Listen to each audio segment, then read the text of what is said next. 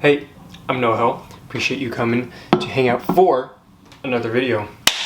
So, in this video, we are going to be talking about, if you're a photographer, 8 things you need to do to prep before your photo shoot. This is before you're even snapping a single frame, things you gotta do beforehand so that your shoot goes smooth.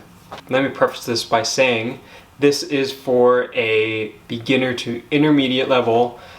You are doing these on the side consistently, or this is you're new to making this a career, but this is for beginner to intermediate level, excuse me. So with that out of the way, let's dive right in. Starting with number 1, pretty straightforward, is to transfer all of your photos from your previous shoot and format your memory cards. Trust me when I say this, it's going to make your post-processing process a lot faster. That way you're not sorting through all your images, trying to be like, oh, this is from this shoot, oh man, now I gotta transfer these from this shoot. Sure, if you're only doing a mini session, you could get away with it, but personally I like to format all of my cards once I've transferred my photos, so that way I can just drag and drop and be good to go and make my workflow that much faster. Point number 2 coming up. Number 2, again, really straightforward. Charge all of your batteries. Listen to me, okay? Listen, I don't care if your batteries are at 98%, charge them before the day of the shoot. It will save your life and give you a lot more peace of mind knowing that they are charged beforehand. I charge all of my batteries the night before the shoot. That way I can rest well knowing all my batteries are charged and I don't arrive to the shoot, flip on my camera and I'm like, oh, well, that's unfortunate. I'm at 16% and we have 4 hours of shooting to do. Not fun. You don't want to be that guy, and it's a lot more professional when you come prepared beforehand. Tip number 3. So, number 3 is going to be, this is way underrated, I feel like, no matter how big or small your project is, whether it's an hour portrait session or you are doing a full-blown commercial shoot for a big company or a brand. But that would be pre-project consultations. If you're new to this, you might be thinking to yourself, Noah, what the hell is a pre-project consultation? I will explain. Essentially what it is you are going to be talking on the phone or meeting in person with your client, talking about last minute questions, finalizing details such as the location, start time, everything. Not only does this allow you to finalize those details, but it also allows you to get to know your client more, and it allows you to build that relationship and that rapport throughout the shoot, and that way they feel more comfortable if this is your first time shooting for them. Really underrated. It allows you to get to know your client more, and you get to answer any last minute questions and also ask any questions you might have. Maybe you're going to shoot an event and you're not sure how to dress, so you can clear that up. Point number 4. Point number 4. This is me and my OCD. Point number 4 is going to be write a checklist of everything you are going to need for this shoot, for this project. Let's say you're doing an event and you figured out how you're going to dress, you figured out the date and time you're going to meet, everything's finalized. So writing a checklist for everything you need, you're like, okay, I'm going to need to put together my suit, I'm going to need my camera, I'm going to need my first body, my second body, I'm going to need this zoom lens, and maybe I'll bring this prime lens with me.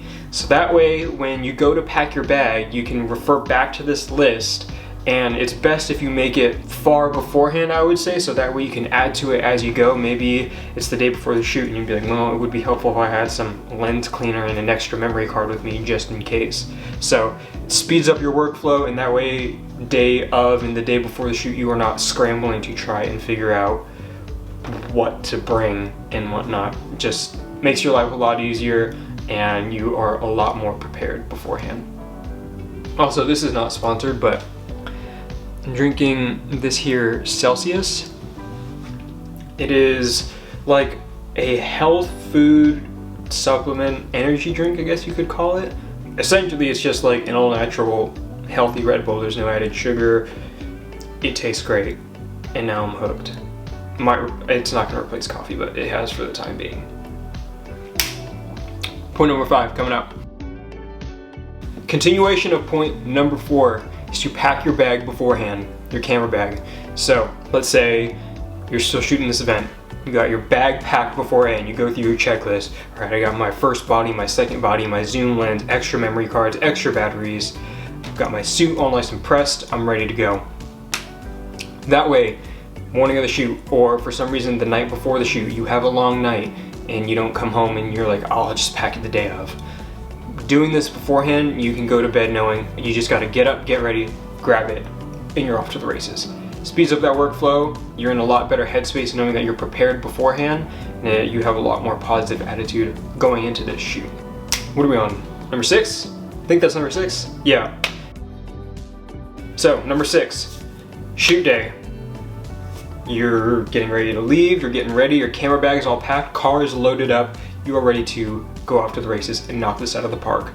But, hear me out here. Getting a little close, this is also another important one. You need to eat beforehand. Fuel up. I don't care if this shoot's at 3 o'clock in the morning. You need to eat beforehand because the last thing you want to do is show up on, you know, a semi-empty stomach and you start getting hangry, you start getting frustrated, or you just don't have the energy. When you eat beforehand, you get to, you know, get that energy, you're more upbeat, positive, and you're ready to go.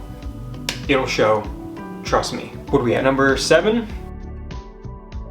Number 7 is going to be a continuation of number 6. Get a good night's sleep beforehand.